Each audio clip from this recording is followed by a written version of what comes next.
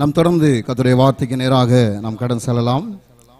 நம்முடைய வேத புஸ்தகத்திலே சங்கீதம் 2வது அதிகாரம் அதனுடைய 10, 11, 12 வசனங்களை நாம் வாசிக்கலாம். இப்போதும் ராஜாக்களே உணர்வடையுங்கள். பூமியின் நியாயாதிபதிகளே எச்சரிக்கையாயிருங்கள். பயத்துடனே கர்த்தரை சேவியுங்கள். நடுக்கத்துடனே களிகூருங்கள். குமாரன் கோபம் கொள்ளாமலும் நீங்கள் வழியிலே அழியாமலும் இருக்கும்படிக்கு அவரை முத்தம் செய்யுங்கள். கொஞ்ச காலத்திலே அவருடைய கோபம் பற்றி எரியும். அவரை அண்டிக் கொள்கிற யாவரும் பாக்கியவான்கள். அல்லேலூயா. வேதம் சொல்லுகிறது, இப்பொழுது ராஜாக்களே உணர்வடையுங்கள், பூமியின் நியாயாதிபதிகளே எச்சரிக்கையாயிருங்கள். யார் அந்த ராஜாக்கள்? வேதம் சொல்லுகிறது, அபிஷேகம் பண்ணப்பட்ட நீங்களும் நானும் தான் அந்த ராஜாக்கள். ஆமென். ஏன்னா கர்த்தர் நம்மளை ராஜாக்களாக, லேவியராக, ஆசாரியராக தேவன் நம்மை அபிஷேகம் பண்ணி வைத்திருக்கிறார். ஆமென். சோ இங்க வேதம் சொல்லுகிற வார்த்தையின்படியே நாம் ராஜாக்களாக இருக்கிறோம். கர்த்தர் நம்மை பார்த்து தான் சொல்கிறார், ராஜாக்களே உணர்வடையுங்கள், பூமியின் நியாயாதிபதிகளே எச்சரிக்கையாயிருங்கள். பயத்தோടെ கர்த்தரை சேவியுங்கள், நடுக்கத்தோടെ களிகூருங்கள். ஏன் ஆண்டவர் நம்மை பார்த்து எச்சரிக்கையாயிருங்கள், பயத்தோடு நாம் கர்த்தரை சேவிக்க வேண்டும், நடுக்கத்தோடு ஏன் நாம் களிகூற வேண்டும்? வேதம் சொல்லுது, குமாரன் கோபம் கொள்ளாமலும் நீங்கள் வழியிலே அழியாமலும் இருக்கும்படிக்கு அவரை முத்தம் செய்யுங்கள். கொஞ்ச காலத்திலே அவருடைய கோபம் பற்றி எரியும். அவரை அண்டிக் கொள்கிற யாவரும் பாக்கியவான்கள் என்று வேதம் சொல்கிறது. அல்லேலூயா. நம்முடைய செய்தி என்னன்னு சொன்னா, நாம் வழியிலே அழியாமல் இருக்க வேண்டும். ஆமென். இந்த பூமியிலே நாம் வாழ்கிற இந்த பூமி ஒரு நித்தியமில்லாத தேசம். ஆமென். நம்முடைய சரீரம் நித்தியமில்லாத ஒரு சரீரம். நாம் எல்லோருமே பிரயாணப்பட்டு கொண்டே இருக்கிறோம். எங்கே பிரயாணப்படுகிறோம்? நித்திய வீடாகிய தேவனுடைய ராஜ்யத்துக்கு நாம் பிரயாணப்பட்டு கொண்டே இருக்கிறோம். நித்தியமான தேவனுடைய சமூகத்துக்கு நாம் பிரயாணப்பட்டு கொண்டே இருக்கிறோம். இந்த போகிற இந்த வழியிலே நாம் அழிந்து போகக்கூடாது. ஆமென். இந்த பாதையிலே நாம் அழிந்து போகக்கூடாது. இன்னைக்கு நிறைய மனிதர்கள் இந்த பாதையிலே சில அழிவுகளை நோக்கி கடந்து போகிறதை நாம் பார்க்க முடிகிறது. அநேக அழிவுகள் மனுஷனுக்குள் உருவாகிறதை நாம் பார்க்க முடியும். மேலே பார்க்கும்போது எந்த அழிவும் தெரிவதில்லை. ஆனால் அகத்திலே, ஆத்மாவிலே நிறைய அழிவுகளை நம்முடைய வாழ்க்கையிலே பார்க்க முடியும். ஆமென். ஏன்னா மேலே பயங்கர அலங்காரமாக இருக்கும், ஆனால் அந்தரங்கம் அலங்காரமாக இருக்காது. ஆமென். நாம வெளியில நல்ல அலங்காரமாக தேவ சமூகத்தில் மகிமையாக வருவது உண்டு. உணர்வுக்கும் உணர்ச்சிக்கும் நிறைய வித்தியாசம் உண்டு. உணர்ச்சி வசப்பட்டு நாம் நிறைய காரியங்கள் செய்வது உண்டு. ஆனால் உணர்வுள்ள ஒரு வாழ்க்கையோடு நாம் வாழ்வதில்லை. அதனால தான் சொல்றாரு ஆண்டவர், இப்பொழுதும் ராஜாக்களே நீங்கள் உணர்வடையுங்கள் என்று சொன்னார். ஏன்னா பரலோகத்திலிருந்து கர்த்தர் மனுபுத்திரரை கண்ணோக்கி பார்க்கும்போது அவனுடைய அப்பியரன்ஸை கர்த்தர் பார்க்கல, அவனுடைய தோற்றத்தை கர்த்தர் பார்க்கல. ஆண்டவர் என்ன பார்த்தார் தெரியுமா? உணர்வுள்ளவன் உண்டோ? உள்ளான மனிதனுக்குள் உணர்வு இருக்கிறதா? வெளியரங்கமான ஜீவிதத்திலே அவனுக்குள் உணர்வுள்ள ஒரு ஜீவிதம் இருக்குதா அப்படின்னு கர்த்தர் பார்த்தார். அல்லேலூயா. நம்முடைய வாழ்க்கையிலும் கர்த்தர் அதை எதிர்பார்க்கிறார், உணர்வுள்ள ஒரு ஜீவிதம். இந்த 75 நாட்கள் உணர்வுள்ள இருதயத்தோடு யார் ஒரு மனுஷன் கர்த்தரை நோக்கி பார்ப்பான் என்று சொல்லி கர்த்தர் இன்னைக்கு நம்மை நோக்கி பார்த்து இந்த 75 நாட்கள்ல 7 நாட்கள் நம்ம சபைக்கு கொடுத்திருக்கிறார். அல்லேலூயா, அல்லேலூயா. நான் இன்னைக்கு வழியில அழிந்து போன சில மனிதர்கள், அழியும்படியாய் நிற்கப்பட்ட ஒரு மனுஷன் அதில் எப்படி காப்பாற்றப்பட்டான், அழிந்து போன மனிதர்கள், இவர்களை குறித்து உங்கள் மத்தியிலே நான் காமிக்க விரும்புகிறேன். நாம் நம்முடைய வாழ்க்கையிலே அழிந்து போகக்கூடாது என்று சொல்லி ஒரு சில காரியங்களை நாம் இன்னைக்கு தியானிக்க போகிறோம். அல்லேலூயா. முதலாவதாக நாம் வாசிக்கலாம், ஆதியாகமம் 35வது அதிகாரம் அவனுடைய 19வது வசனத்தை வாசிக்கலாம். ராகேல் மரித்து பெத்லகேம் என்னும் எப்ராத்தா ஊருக்கு போகிற வழியிலே அடக்கம் பண்ணப்பட்டாள். இங்கே வேதம் சொல்லுகிறது, ஒரு ராகேலை குறித்து, இவள் யார்? இவள் யாக்கோபுடைய மனைவியாக இருக்கிறாள். இவள் போகிறதான வழியிலே அவள் அடக்கம் பண்ணப்பட்டாள். அப்போ இவள் எங்கே போய்கொண்டே இருந்தாள் அப்படி பார்த்தீங்கன்னு சொன்னால், இந்த யாக்கோபு என்கிற மனிதன் தன் தகப்பன் வீட்டிலிருந்து திருடனாக ஏமாற்றுகிறவனாக அவன் புறப்பட்டு வெளியே வந்து இவருடைய ராகுலுடைய தகப்பனாருடைய வீட்டிலே அவன் தங்கி அங்கே சில நாட்கள் வேலை செஞ்சுட்டு மறுபடியும் தன் தகப்பன் வீட்டுக்கு திரும்புகிறான். அந்த தகப்பன் வீடு எங்கே இருக்குது? கானானிலே இருக்கிறது. அல்லேலூயா. அந்த கானானுக்கு அவர்கள் திரும்பி போகிற வழியிலே இந்த சகோதரி வழியிலேயே மரித்து போகிறாள். வழியிலேயே அவளுடைய வாழ்க்கை முடிந்து போகிறது.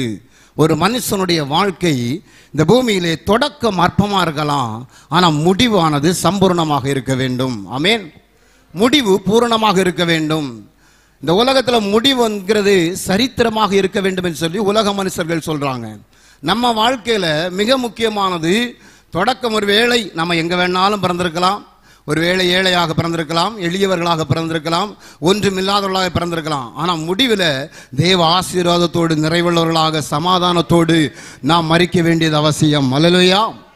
ஆனால் இந்த சகோதரி மரிக்கும் போது கூட சந்தோஷமாய் மரித்ததாக வேதம் சொல்லவில்லை. இவள் மரிக்கும் போது அவள் ஒரு கர்ப்பஸ்திரியாக இருக்கிறாள். அவள் ஒரு குழந்தையை பெறுகிறாள். அந்த குழந்தைக்கு பெனானி என்று பெயரிடுகிறாள். அந்த பெனானியினுடைய அர்த்தம் என்னன்னு சொன்னா துக்கத்தோடு, அல்லேலூயா, வேதனையோடு இவள் குழந்தையை பெற்றெடுத்ததாக வேதம் சொல்லுகிறது. ஏன் இவள் வழியிலே மரிக்க காரணம் என்ன? ஏன் இவள் வழியிலே மரிக்க வேண்டும்? ஏன் இவள் வழியிலே அழிந்து போக வேண்டும்? ஏன் நம்முடைய வாழ்க்கையிலே வழியிலே இழந்து போகிற ஒரு சூழ்நிலை உண்டாகிறது? தரிசனம் பெற்ற இடத்துக்கு, தன் தகப்பன் வீட்டுக்கு, அந்த யாக்கோபுடைய தகப்பனுடைய வீட்டுக்கு இந்த சகோதரியால் ஏன் போக முடியவில்லை? ஏன் இவள் வழியிலே மரிக்க காரணம் என்ன? நாம் ஒரு சில காரியங்களை உங்கள் முன்பதாக நான் வைக்க ஆசைப்படுகிறேன். ஆதியாகமம் 30வது அதிகாரம் 1வது வசனத்தை நாம் வாசிக்கும் போது,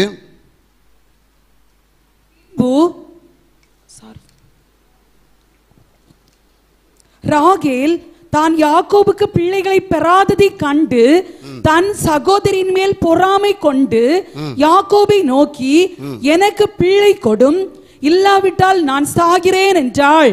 ஆமென். இங்கே வேதம் சொல்கிறது, இந்த சகோதரிக்கு அகத்தில் இருந்த ஒரு சுபாவத்தை காமிக்கிறது. அல்லேலூயா. அவருடைய அகத்தில் என்ன இருக்குது? பொறாமை இருக்கிறது. அல்லேலூயா. இன்னைக்கு நிறைய மனுஷருடைய வாழ்க்கையில அந்தரங்க ஜீவிதத்துல அவர்கள் ஜெயமுள்ள ஒரு ஜீவிதம் ஜீவிக்க முடியாததனுடைய மிகப்பெரிய காரணம் பொறாமை. ஆமென். இது வெளியே தெரியாது, அகத்துல இருந்து புகையை போல எழும்பி பூதகரமாக வெடிக்கும். ஆமென். நம்ம வாழ்க்கையில அந்த பொறாமை இருக்குதான பார்க்கணும். ஏன்னா இந்த பொறாமை எப்படிப்பட்டது? வேதம் சொல்லுது, நீதிமொழிகள் 14:30 வாசிக்கும் போது இந்த பொறாமை எப்படிப்பட்டது என்று சொல்லப்பட்டிருக்கிறது.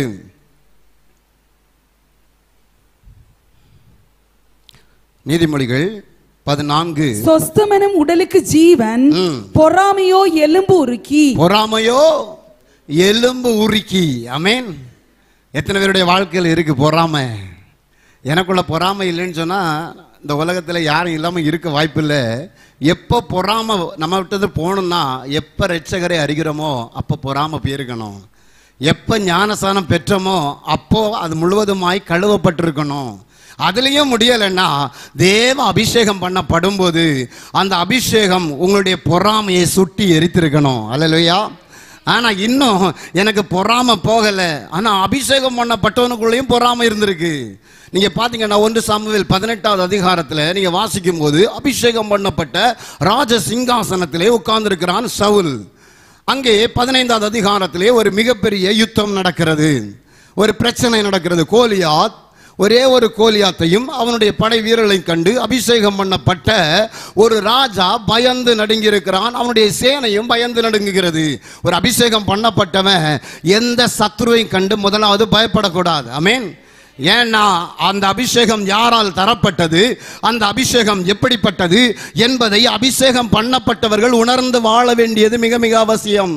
ஆனால் இந்த சவுலோ அதை உணராமல் வாழ்கிற ஒரு அனுபவத்தை இங்கே பார்க்க முடிகிறது. இந்த அபிஷேகம் பண்ணப்பட்டவன் பயந்து நடுங்குகிறான். 1. 2வது, அந்த யுத்தத்தில் அவனால் கலந்து கொள்ள முடியல. இன்னொரு அபிஷேகம் பண்ணப்பட்டவன் அந்த யுத்தத்திலே கலந்து ஜெயம் பெறுகிறான். நீங்க வாசிங்கன்னு சொன்னா அவன் ஜெயம் பெற்ற பிறகு நடக்கிற ஒரு சம்பவம். இஸ்ரவேல் ஜனங்கள் எல்லாரும், யூத ஜனங்கள் எல்லாரும் அழகாக 18வது அதிகாரத்தில் ஆடலோடு பாடலோடு மகிழ்ச்சியோடு அந்த கோலியாத் வீழ்ந்ததினாலே அவர்கள் துதித்து கொண்டே வருகிறார்கள். அவர்கள் துதித்து கொண்டே வருகிற போது அங்க ஒரு வார்த்தையை அவர்கள் உச்சரிக்கிறார்கள். நீங்க அதனுடைய 8, 9, 10 எல்லாம் நீங்க வாசிக்கும் போது 8வது வசனம் சொல்லுது, அவர்கள் ஆடி பாடுகையில தாவீதுக்கு கொடுத்தது 16,000, சவுலுக்கு கொடுத்தது 1000. கனம் அவன் எதிர்பார்க்கிறான். இன்னைக்கு நிறைய மனுஷனுடைய வாழ்க்கையில தான் பெருமையை எதிர்பார்க்கிற ஒரு அனுபவம் இருக்கிறது. சில சம்பவங்கள் எனக்கு கிடைக்கலன்னா அந்த மனுஷன் மேல நமக்கு எரிச்சலும் பொறாமையும் வருகிறது. மிக மிக அதிகமாக நம்முடைய வாழ்க்கையில இருப்பது உண்டு. அல்லையா? ஆனா நம்ம வாழ்க்கையில அது இருக்கா இல்லையா என்பதை நாம் அறிந்து கொள்ள வேண்டும். ஏன்னா நம்ம வழியில அழிந்து போகக்கூடாது. வழியில இந்த பிரயாணத்துல நாம் இந்த உலகத்தோடு அழிந்து இந்த உலகத்தோடு முடிந்து போவதற்காக அல்ல நாம் அழைக்கப்பட்டது. நாம் இந்த உலகத்திலே ஜெயம் பெற்று வாழ்ந்து பரலோகம் என்கிற நித்திய ராஜ்யத்துக்கு நாம் கடந்து போக வேண்டியது அவசியம். நீங்கள் அழிந்து போகாமல் இருக்கும்படிக்கு அவருடைய பாதத்தை நாம் முத்தம் செய்ய வேண்டியது மிக அவசியம். அல்லேலூயா. இந்த வேத வசனம் சொல்லுது, இந்த மனுஷனுக்குள்ள அந்த பொறாமை இவர்கள் பாடி துதித்த பிறகு அந்த சின்ன தாவீதின் மேல அவனுக்கு பொறாமை அதிகப்பட்டது. அந்த பொறாமையின் விளைவு என்னாச்சு தெரியுமா? அந்த பொறாமையின் விளைவு அந்த 10வது வசனத்தை 1 சாமுவேல் 18:10 நீங்க வாசிக்கலாம். 6 நாளிலே தேவனால் விடப்பட்ட பொல்லாத ஆவி சவுலின் மேல் இறங்கிற்று. அவன் வீட்டிற்குள்ளே தீர்க்க தரிசனம் சொல்லிக் கொண்டிருந்தான். இங்க ஒரு கள்ள தீர்க்க தரிசனம் சொல்லிட்டு நடக்கிறான். அல்லேலூயா. போதும். இங்க வேத வசனம் சொல்கிறது, அபிஷேகம் பண்ணப்பட்டவன் ஜஸ்ட் ஒரு பொறாம அவனுக்கு அந்தரங்கத்திலிருந்து எழும்பின அடுத்த செகண்ட் அவன் அபிஷேகம் வெளியில போயிருச்சு. பொல்லாத ஆவி அவனுக்குள்ள வந்துருச்சு. ஆமென். பொல்லாத ஆவி அவனுக்குள்ள வந்துச்சு. நம்ம வாழ்க்கையில பொறாம யாருக்குள்ள இருக்குன்னு யோசித்து பாருங்க. ஒருவேளை நீங்கள் ராஜாக்களாக இருக்கலாம், ஒருவேளை நீங்கள் அபிஷேகம் பண்ணப்பட்டவர்களாக இருக்கலாம். சின்ன விஷயத்துல உங்களுக்கு பொறாம வருதா? சின்ன சின்ன காரியங்கள் உங்க வாழ்க்கையில பொறாம வந்துன்னா நீங்க சற்று யோசிக்க வேண்டியது அவசியம். அந்த அபிஷேகம் போனதை நாம உணரணும். ஒரு மனுஷன் சிம்சோன், அவனுக்குள்ள இருந்த அபிஷேகம் போனதை அவன் அறியவில்லை. தெளிலாளின் மடியில படுத்துட்டு எப்போதும் போல எழும்புவேன் அப்படின்னு நினைச்சான். ஆனா வேதம் சொல்லுது, அவன் எழும்புகிறதுக்கு முன்னாடியே கர்த்தர் அவனை விட்டு விலகினதை அவன் அறியாதிருந்தான் என்று வேதம் சொல்கிறது. தேவன் நம்மை விட்டு விலகிறதை அறியணும். நாம தேவன் நம்மளோடு கூட இருக்கிறதை நாம் அறியணும். தாவீது எப்படி அறிந்து கொண்டான் தெரியுமா?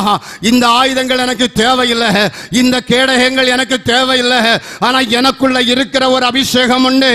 அந்த அபிஷேகம் அவர் சொல்கிறார், நீ நிந்தித்த இஸ்ரவேலின் தேவனுடைய நாமமா இருக்கிறதுன்னு சொல்லி ஒரு சின்ன அற்ப கூழாங்கல்லை கொண்டு போய் ஒரு மிகப்பெரிய கோலியாத்தை ஆயுதம் தரித்தவனை வீழ்த்த கூடுமானால் தேவன் உனக்குள்ளே இருக்கிற அபிஷேகத்தை கொண்டு அநேகவரை அநேக சத்துருவையை அவன் வீழ்த்த கூடுமே.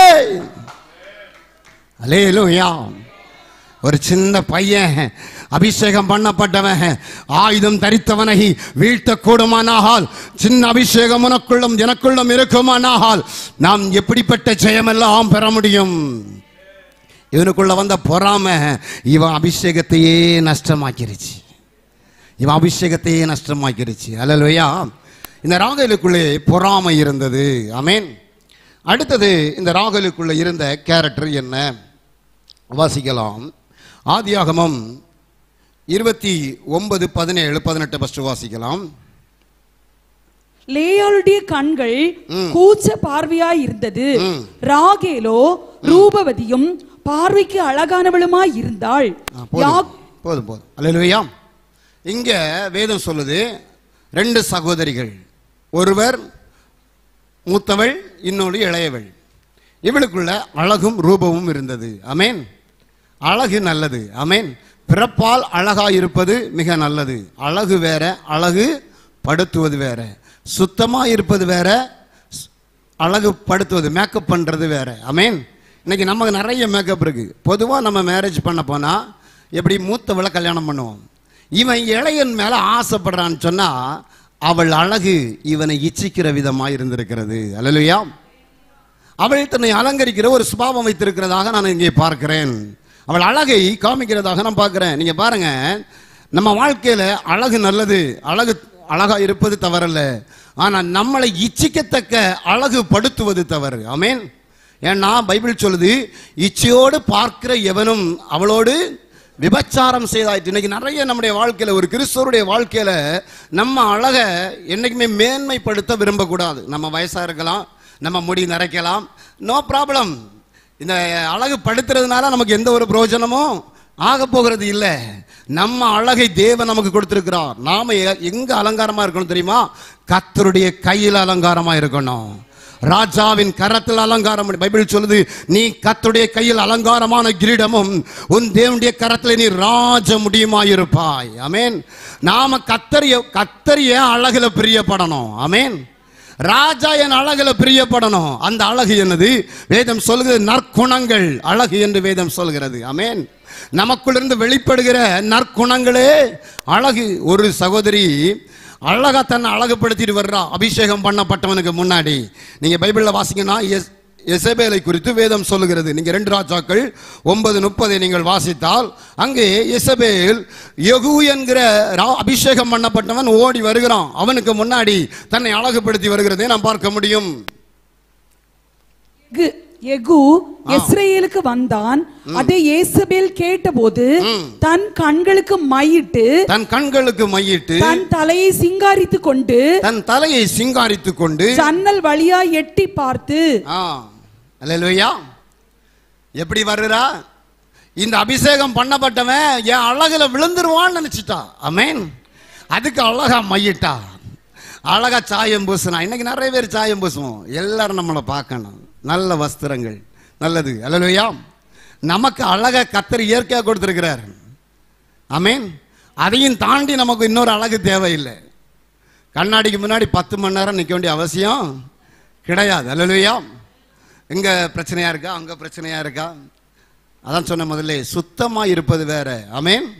நாம நிச்சயமா சுத்தமா இருக்கணும். தேவன் நம்ம இயற்கையாக நல்ல அழகா படைச்சிருக்கிறார். இந்த பூமியில் இருக்கிற எல்லாருமே எப்ப அபிஷேகம் பண்ணப்படுகிறோமோ நம்முடைய முகம் பிரகாசிக்க ஆரம்பிக்கணும். ஆமென். சீனாய் மலையில் மேல மோசே தேவ சமூகத்தில் 40 நாட்கள் அவனுடைய சரீரம் அழகாகிறதுக்கு அப்பம் புசிக்கல, அவனுடைய சரீரம் இன்னும் பளபளப்பா மாறதுக்கு ஃப்ரூட்ஸ் எல்லாம் சாப்பிட்டுட்டு இருக்கல, அவன் அப்பம் புசிக்கல, தண்ணீர் குடிக்கல. ஆனா அவன் முகத்தை கீழே இருக்கிறவர்களால பார்க்க முடியல. அவனுடைய முகங்கள் பிரகாசித்துக் கொண்டே இருந்தன. தேவ சமூகம் நம்மை பிரகாசிக்க பண்ண வேண்டும். தேவனுடைய மகிமை நம்மை பிரகாசிக்க பண்ண வேண்டும். தேவனுடைய கிருபை நம்மை பிரகாசிக்க பண்ண வேண்டும். அவன் தேவ சமூகத்திலிருந்து வெளியே வரும்போது அவன் முகத்தை மூடுறான். அல்லேலூயா. ஏன்னா அந்த பிரகாசத்தை யாராலும் பார்க்க முடியல. நம்ம முகம் அப்படி இருக்கணும். ஆமென். தேவ சமூகம் நம்மளை பிரகாசிக்க பண்ண வேண்டும். அல்லேலூயா. இன்னொன்று, அவள் ஒரு மனிதனை இச்சைக்குள் விழ வைத்த அழகு. அல்லேலூயா. அடுத்ததாக, நான் சீக்கிரமாய் கடன் சொல்கிறேன். அடுத்ததாக வேதம் சொல்கிறது, ஆதியாகமம் 31 அதிகாரம் 19வது வசனத்தை நாம் வாசிக்கும் போது, லாபான் தன் ஆடுகளை மயிர் கத்தரிக்க போயிருந்தான். அந்த சமயத்திலே ராகேல் தன் தகப்பனுடைய சுரூபங்களை திருடி கொண்டாள். அல்லேலூயா. அடுத்து அவளுக்கு கேரக்டர், இதுல 2 சுபாவம் சொல்லப்பட்டிருக்கு. ஒன்று, விக்கிரகத்தை எடுத்துக்கொண்டு வருவது. இவ எங்க போகிறா? அவள் கானானுக்கு நேராய் தரிசனம் பெற்ற அபிஷேகம் பண்ணப்பட்ட கர்த்தருடைய பிள்ளைகளுக்கு வீட்டுக்கு இவ போகும்போது, இவள் தகப்பன் லாமான் என்று சொன்னால் உலகம் என்ற அர்த்தம். அல்லேலூயா. உலகத்துக்குரிய விக்கிரகங்களை அவள் தன்னோடு கூட எடுத்துட்டு வர்றா. ஆமென். தன்னோடு கூட சுமந்துட்டு வர்றா. இன்னைக்கு நிறைய பேர் நாம தேவனுடைய தகப்பனுடைய இந்த தேவ சமூகத்துக்கு வருகிறோம்னு சொன்னா கூட அநேக விக்கிரகங்களோடு வருகிறோம். ஆமென். நாம் அப்படி வரக்கூடாது. ஆமென். பைபிள் சொல்லுது, விக்கிரகத்துக்கு நிறைய மீனிங் இருக்கு. அதுல ஒன்று, பொருளாசை என்கிற விக்கிரம். நீங்க கொலோசியர் 3வது அதிகாரத்தில் வாசிக்கன்னு சொன்னா அங்க சொல்லப்பட்டிருக்கு விக்கிரமாகிய பொருளாசை. இன்னைக்கு பொருளாசை நமக்குள்ள இருந்தாலும் அதுக்கு பேரு விக்கிரகம். நிறைய பேர் அந்த விக்கிரகத்தை சுமக்கிற அனுபவம் இருக்கு. நிறைய பேருக்கு பொருளாசை இல்லாத மனுஷன் இல்லை. இன்னும் வேணும், இன்னும் வேணும், இன்னும் வேணும், இது வேணும், போதும் என்கிற மனசு நமக்கு அதிசீக்கிரமாய் வருவது இல்லை. அது கிறிஸ்தவர்களுக்கும் இல்லை, அந்நிய மனுஷர்களுக்கும் இல்லை. எனக்கு இது போதும், எனக்கு தேவன் உண்ண உணவு, உடுக்க உடை, உறங்க உறவிடத்தை கர்த்தர் எனக்கு தந்திருக்கிறார். இந்த உலகத்திலே நான் ஜீவனம் பண்ணும்படிக்கு, இந்த உலகத்திலே எனக்கும் என் பிள்ளைகளுக்கும் தேவன் என்னுடைய தேவைகளை சந்தித்து அதினதின் காலத்தில் நேர்த்தியாய் நன்மையாய் தேவன் என்னை நடத்துவார் என்கிற பூரண அந்த சமாதானத்தோடு கூட, பூர்ண போதுமானம் என்கிற ஜீவிதத்தோடு கூட நம்ம வாழ்கிற அனுபவம் நமக்கு இன்றைக்கு இருக்க வேண்டியது மிக அவசியம். ஏனென்றால் இந்த உலகத்தை விட்டு போகும்போது யோபு சொன்னது போல, நிர்வாணியாய் வந்தேன், நிர்வாணியாய் அவ்விடத்துக்கு திரும்புவேன். கண்டிப்பாக நம்ம எதையும் கொண்டு போக மாட்டோம். நமக்கு இந்த உலகத்தில் தேவை என்னன்னா, என் தேவைகள் சந்திக்கப்படும்படியாக, என்னுடைய காரியம் அனுகூலமாக இருக்கும்படியாக, கர்த்தர் கொடுக்கிற ஆசீர்வாதத்தில் கொஞ்சத்தில் நாம் திருப்தியாக வாழ கர்த்தர் நமக்கு செய்ய வேண்டும். நிறைய இருந்தும் திருப்தி இல்லைன்னா எந்த பிரயோஜனமும் இல்லை. ஆமென்.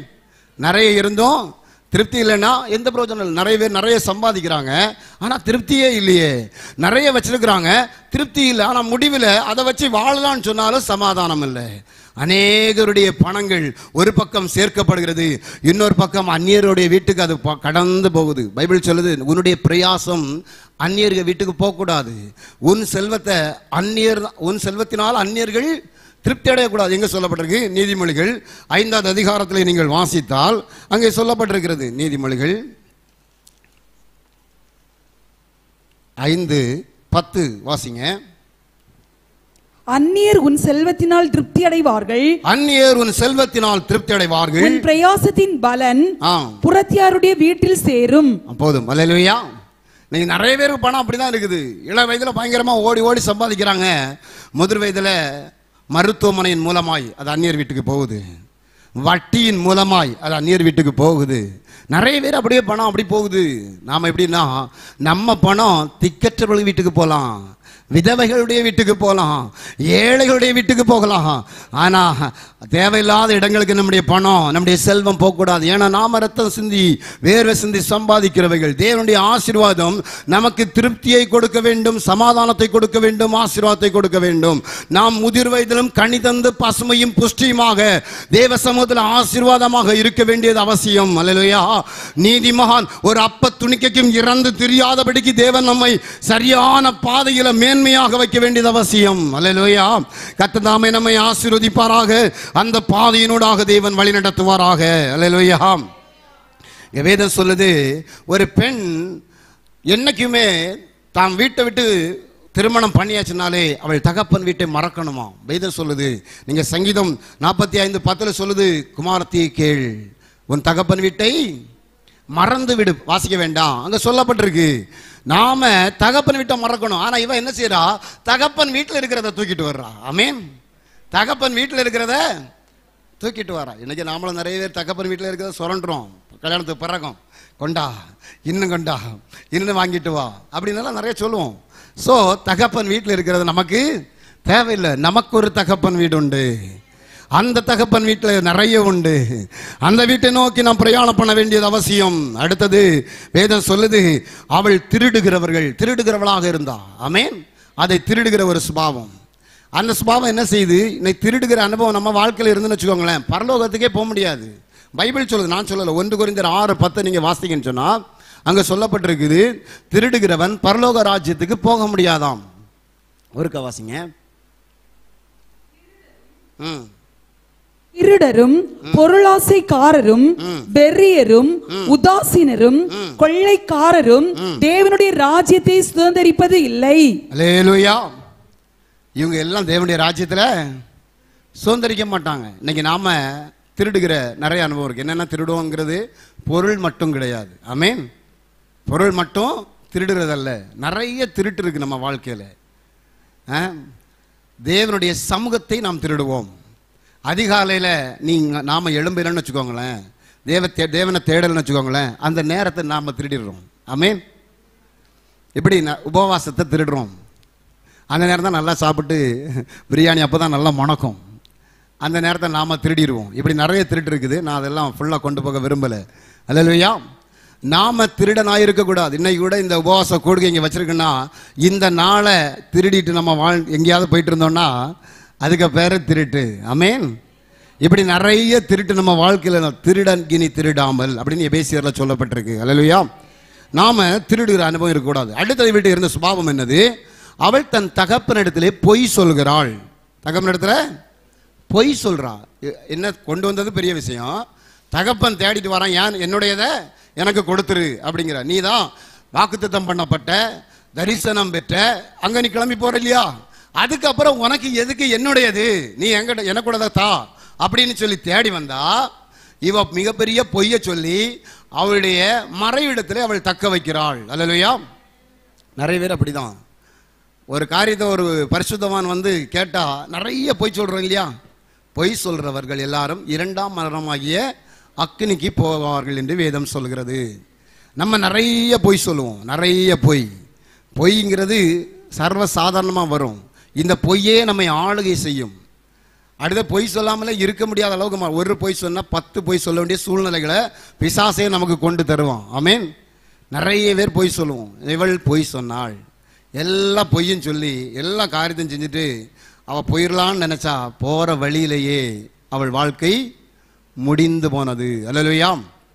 அடுத்ததாக ஒரு மனுஷனை வழியிலே நின்று போன ஒரு காரியத்தை உங்கள் மத்தியிலே நான் காமிக்க விரும்புகிறேன். ஆதியாகமம் 19ஆம் அதிகாரம் 26வது வசனத்தை நாம் வாசிக்கலாம். அவன் மனைவியோ பின்னிட்டு பார்த்து உப்பு தூண் ஆனாள். பைபிள் சொல்கிறது, அவள் மனைவியோ பின்னிட்டு பார்த்து உப்பு தூண் ஆனாள். அல்லேலூயா. இவள் யார்? இவள் யாருன்னு சொன்னால் லோத்தினுடைய மனைவி. இந்த லோத்து யார் என்று சொன்னால் இவன் ஆபிரகாமுடைய சகோதரன். ஆமேன்.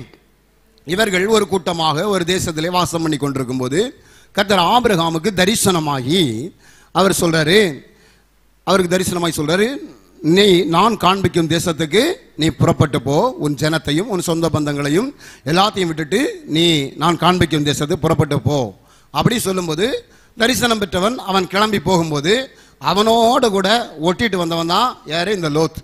இவனுக்கு தரிசனம் இல்லை, ஆனால் இவனுக்கு கூட போனால் ஏதாவது கிடைக்கும் அப்படின்னு சொல்லிட்டு அவனோடு கூட சேர்ந்து புறப்பட்டு பிரயாணப்பட்டு அவன் வந்து கொண்டே இருக்கிறான்.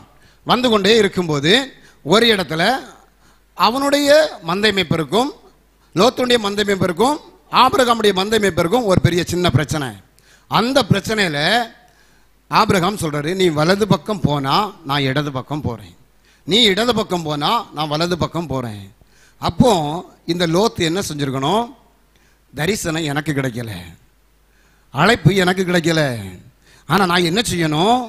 இவன் எங்க போறானோ அங்க போனோம். இந்த சண்டை போடுறவனை கொஞ்சம் பேசி சமாதானப்படுத்திட்டு இவங்களுக்குள்ள ஒரு ஐக்கியத்தை உருவாக்கிட்டு நம்ம சேர்ந்து போகணும்னு சொல்லியிருக்கணும். அப்படிதானே? யாருக்கு தரிசனம் பண்ண கிடைச்சிருக்கோ அவனுக்கு பின்னாடி தான் நம்ம போகணும். இன்னைக்கு கர்த்தர் உங்களுக்கு ஒரு ஊழியக்காரனை தரிசனம் உள்ளவராக கொடுத்திருக்கலாம், அவருக்கு பின்னாடியே போகணும். தவிர நாம சின்ன சின்ன பிரச்சனைகளுக்கு சின்ன சின்ன காரியங்களுக்கு உடைச்சிட்டு நான் அங்க போறேன் அப்படின்னு போகக்கூடாது. அல்லேலூயா. இந்த மனுஷன் என்ன செஞ்சான்னா, சின்ன பிரச்சனை வந்த அடுத்த செகண்டு இவர் அப்படியே ஏறெடுத்து பார்க்குறாரு. எங்கடா அழகா தெரியுது. இன்னைக்கு நிறைய பேர் அப்படிதான் ஒரு சபைக்குள்ளே இருப்பாங்க, தேவ சமூகத்தில் கர்த்தரை ஆராதிக்க வருவாங்க. அவங்களுக்குள்ள விசுவாசிகளுக்குள்ள இல்லை வேற யாருக்குள்ளே சின்ன சின்ன பிரச்சனை வரும், அதை பெரிய பூதாகரமாக காமிப்பாங்க. ஆமீன். அப்போ ஒரு ஊழியக்காரனுக்கு தான் தரிசனம் இருக்கு, அவர் தான் நம்மளை நித்திய வீட்டுக்கு கொண்டு போகக்கூடியவர், அவர் தான் நமக்காக ஜெபிக்கக்கூடியவருங்கிற சிந்தனை எல்லாம் மறந்துடும். அல்லேலூயா. எல்லாம் மறந்துடும். அவங்களுக்கு பெருசா தெரியாது, ஏன் மந்தை மேய்ப்பருக்கு பிரச்சனை ஆயிட்டு. அப்போ ஒதுங்குன்னு சொன்ன அடுத்த செகண்டு இவன் என்ன செய்யறான்? எங்க நல்ல இடம் தெரியுது அப்படின்னு தான் பார்ப்பான். ஆமேன். இன்னைக்கு நல்ல இடம் தெரிஞ்சுன்னு போனவனுக்கு கதையெல்லாம் சுபம் தான் நினைக்கிறேன். இவர் நல்ல இடம் நினைச்சிட்டு ஒரு இடத்துல போயிட்டாரு. போய் அங்க பார்த்தா அது பாவங்கள், அங்கே அசுத்தங்கள். மேல பார்க்க எப்படி இருக்குது? அது அழகாக இருக்குது, பளபளான்னு இருக்கு, பச்சை பசேல்னு இருக்கு, செழிப்பா இருக்குது, மேன்மையா இருக்கு, வெளியே பார்க்க பயங்கரமா இருக்கும். இன்னைக்கு அப்படிதான் சொல்லுவேன். கர்த்தருடைய பிள்ளைகளை உங்களை பார்த்தான் சொல்றேன், எக்காரணம் கொண்டும் தரிசனம் பெற்றவனோடு கூட இணைந்து செல்ல வேண்டுமே தவிர வெளியில பச்சையா இருக்குது, பளபளப்பா இருக்குது, திரளா இருக்குன்னு சொல்லி அங்க போய் இருக்க கூடாது. அங்க அந்தரங்கத்துல என்ன இருக்குன்னு நமக்கு தெரியாது. அல்லேலூயா. அங்க போன பிறகுதான் தெரியும். அங்க போன பிறகு இவன் நித்தமும் வேதனை. அங்க இருக்கிற காரியத்தெல்லாம் பார்த்து ஐயோ இவங்க செய்யறதெல்லாம் அசுத்தமா இருக்கு, இவங்க செய்யறதெல்லாம் மிக கொடூரமா இருக்கு அப்படின்னு அவன் தினமும் அவன் மனசுல நொந்ததாக வேதம் சொல்கிறது. அவன் வாதிக்கப்பட்டானா மனசுக்குள்ள. இந்த சூழ்நிலையில அங்க இருக்கிற பாவம், அங்க இருக்கிற அசுத்தம், அங்க இருக்கிற மிகப்பெரிய போராட்டம் என்ன செய்யுது? தேவ சமூகத்தில் அப்படியே போகும்போது அவருக்கு கோபம் பற்றி எரியுது. ஆமென். அவர் இறங்கி வர்றாரு. அந்த தேசத்தை நான் அழிக்க போகிறேன்னு சொல்லிட்டு ஆபிரகாம்கிட்ட சொல்றாரு, லோத்துட்டே சொல்றாரு, நான் அந்த தேசத்தை அழிக்க போறேன்ப்பா, நான் அழிக்க போறேன். நீ என்ன செய்யற? உனக்கு கண்ணில் மட்டும் எனக்கு ஒரு தயவு இருக்கு, நீ உன் குடும்பத்தை கூட்டிட்டு ஓடு அப்படிங்கிறார். அல்லேலூயா. அவள்கிட்ட ஆண்டவர் சொன்ன வார்த்தை என்னது? சமபூமியில் எங்கும் நிற்காத, பின்னோக்கி நீ பார்க்காத, நான் காண்பிக்கிற அந்த மலையை பார்த்து ஓடு. அவனுக்கு ஒரு நல்ல வார்த்தை வருது. அல்லேலூயா. நல்ல வசனம் வருது, நல்ல ஜீவ வார்த்தை. நீ உயிர் ஜீவன் தப்ப நீ ஓடு, ஜீவன் தப்ப நீ ஓடு, அழிவை காணாதபடிக்கு ஜீவன் தப்ப நீ ஓடு அப்படின்னு சொன்னா, இவன் சொல்றான், ஐயா அவ்வளவு தூரம் என்னால போக முடியாது. நம்ம நிறைய பேர் அப்படிதான், ஐயா பிரேயருக்கு வாங்கன்னு சொன்னா, ஐயோ இன்னைக்கு எனக்கு வர முடியாது, பயங்கர கஷ்டம், நெருக்கம் அப்படின்னு எல்லாம் சொல்லுவோம் இல்லையா? எந்த சூழ்நிலையிலும் ஆண்டவர் காண்பிக்கிற தேசத்துக்கு தான் நம்ம போனோம். இவன்டே மறுபடியும் ஆண்டவர் ஒரு தேசத்தை காண்பிக்கிறார், நீ அந்த மலையை பார்த்து ஓடு. இல்லை ஆண்டவரே பக்கத்தில் இருக்கு இல்லையா, அதுக்கு நான் போறேன். ஆமென். சரி, ஆனாலும் பரவாயில்ல நீ போன்னு சொல்லிட்டு அவன்கிட்ட சொல்றாரு ஒரு வார்த்தை, பின்னோக்கி பின்னோக்கி பார்க்காத. இவனை தான் கண்டிப்பா பிள்ளைகிட்டையும் மனைவிட்டையும் சொல்லியிருப்பான், பின்னோக்கி நீ பாத்துறாத. இவனுக்கு நல்லா தெரியுது எங்கேயும் பார்க்கல. இவன் ஓடுறான். ஓடிட்டே இருந்தா அவன் பின்னோக்கி பார்க்கிற ஒரு சம்பவம் நடக்கிறது. அதிலே தன் மனைவி மரித்து போகிறாள். அல்லேலூயா. தன் மனைவி உப்பு தூணாளா இருக்காளா செத்து போனாளான்னு சொல்லிட்டு இந்த லோத்து பார்க்கல. அதான் மிகப்பெரிய அதிசயம் அதுல. ஆமென். அவனுக்கு தெரியும், ஏற்கனவே தரிசனம் பெற்றவனு கூட வந்திருக்கேன், அதனால கொஞ்சம் அனுபவம் அவனுக்கு இருக்கு. அவன் சொன்ன எதையும் திரும்பி பார்க்காம அவன் ஓடிட்டே இருந்தான். அல்லேலூயா. ஏன் இந்த சகோதரி உப்பு தூணாய் மாறினாள்? ஒன்று, தேவனுடைய வார்த்தைக்கு அவள் கீழ்ப்படியவில்லை. ஆமென். அவங்க சொல்றாங்க, நீ ஜீவன் தப்ப ஓடு, நான் இந்த தேசத்தை அழிக்க போகிறேன். இன்னைக்கும் ஆண்டவர் தான் சொல்கிறாரு, நீ அந்த பூமியில அழியாதபடிக்கு அவருடைய பாதத்தை முத்தம் செய், கொஞ்ச காலத்தோட கோபம் பற்றி எரியும், நீ அவரை அண்டிக்கொள் என்கிற வார்த்தை உங்களை தேடி வந்து கொண்டே இருக்கிறது. நீ திரும்பி பார்க்காத, கலப்பையில் கை வைத்த பிறகு நீ திரும்பி பார்க்காத, நீ தேவ சமூகத்தில் வந்த பிறகு உலகத்தை திரும்பி பார்க்காத, உலகத்துக்கு ஒத்த வேஷத்தை நீ மறுபடியும் தரிப்பிக்காத, உலகத்துக்கு ஒத்தபடி நீ வாழ முற்படாத. உனக்கு ஒரு வேறுபாடு ஜீவிதம் இருக்கிறது, உனக்கு ஒரு பரிசுத்த ஜீவிதம் இருக்கிறது. நீ பரலோக ராஜ்யத்துக்கு பங்காளி, நீ தேவனுடைய ராஜ்யத்துக்கு உரிமைப்பட்ட ஒரு மனுஷி என்பதை நீ மறந்து விடாதே அப்படின்னு கர்த்தர் சொல்றாரு. அல்லேலூயா. அவருடைய கோபத்துக்கு நீ ஆளாகாதேன்னு என்று சொல்றாரு. இஸ்ரவேல் ஜனங்கள் அந்த எகிப்தை விட்டு புறப்படும் போது அவர்களை குறித்து வேதம் சொல்லுது, அவர்களை குறித்து அநேக நேரம் கர்த்தர் மனஸ்தாபப்பட்டார், அநேக நேரம் கர்த்தரை கோபமூட்டினார்கள் என்று வேதம் சொல்கிறது. நாம கோபமுற்றவர்களாக இருக்கக்கூடாது, நாம கீழ்ப்படுகிற ஒரு அனுபவம் இருக்க வேண்டும். நமக்கிட்ட கீழ்ப்படுகிற சுபாவம், அவர் என்ன சொல்கிறாரோ அதன்படியே செய்யணும். என்ன சொல்றாரோ, ஜாடியில் தண்ணியை ஊத்துனா தண்ணியை ஊத்து. ஆமென். அவர் என்ன சொல்றாரோ அதன்படியே செய், அவருடைய வார்த்தைக்கு அப்படியே கீழ்ப்படி. என் வார்த்தைக்கு நீ கீழ்ப்படியணும். ஏன் நம்முடைய வாழ்க்கையில் அழிவு வருது தெரியுமா? ஏன் நம்ம நிறைய நேரத்தில் நினைக்கிறோம் இல்லையா, நாம ஜெபம் பண்றோம், நாம ஜெபிக்கிறோம், நானும் சபைக்கு தான் போறேன், ஆனா எந்த ஜெபத்துக்கு எனக்கு பதில் வரலையே, எந்த ஜெபத்துக்கும் தேவ சத்தம் எனக்கு கேட்கலையே, எனக்கு விடுதலை இல்லையே அப்படி நீங்க நினைக்கிறீங்க இல்லையா? நிறைய நாட்கள் நாம் நினைக்கிறோம் இல்லையா? ஏன் தெரியுமா? நீங்க வாசிக்கலாம், நீதிமொழிகள் 1ஆம் அதிகாரம்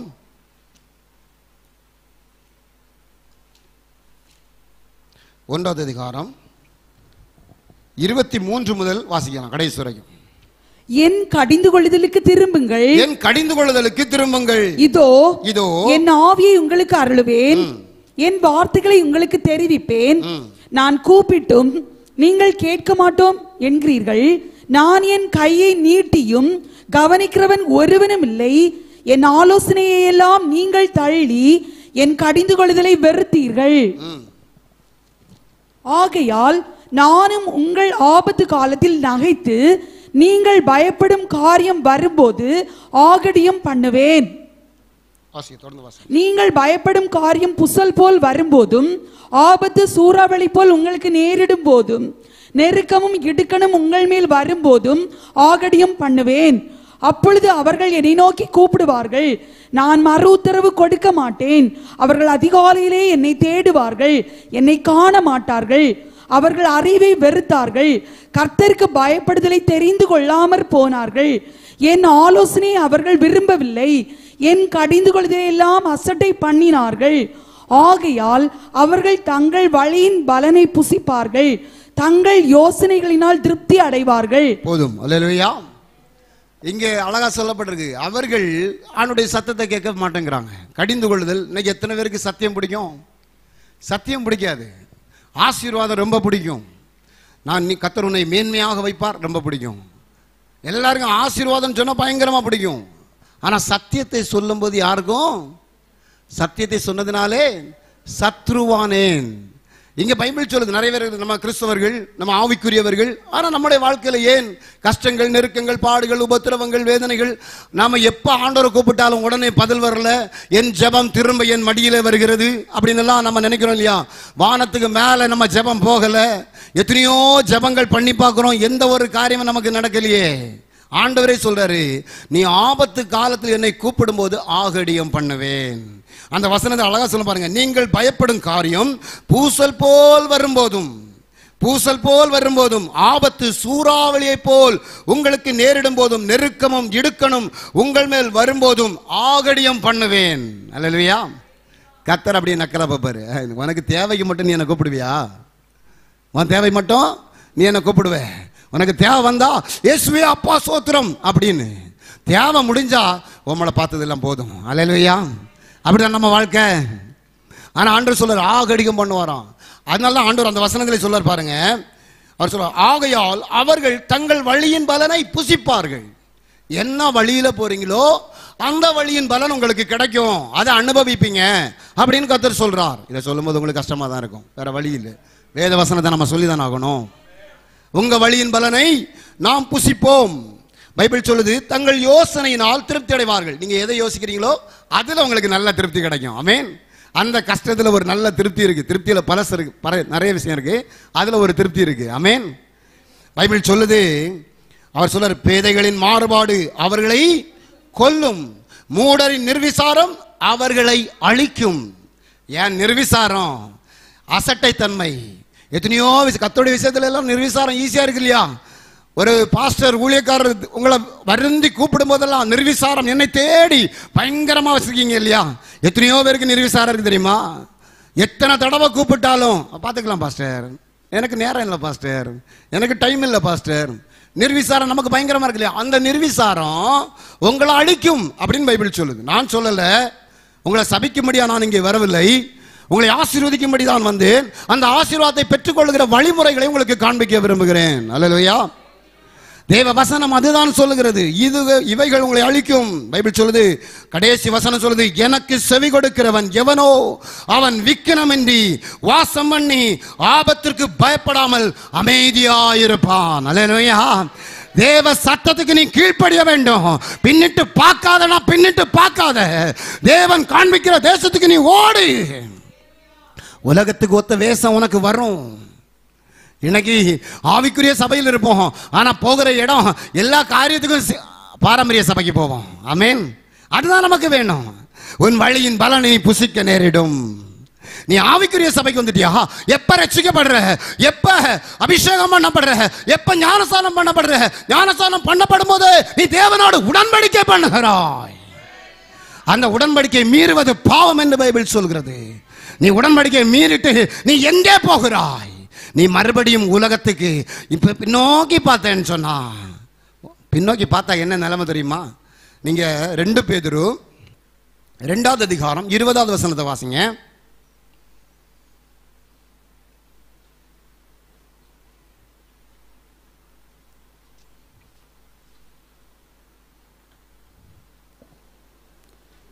கர்த்தரும் இரட்சகருமாய் இருக்கிற இயேசு கிறிஸ்துவை அறிகிற அறிவினாலே உலகத்தின் அசுத்தங்களுக்கு தப்பினவர்கள் மறுபடியும் அவைகளில் சிக்கிக் கொண்டு ஜெயிக்கப்பட்டால் அவர்களுடைய பின்னிலைமை முன்னிலைமையிலும் கேடுள்ளதாயிருக்கும். அல்லேலூயா.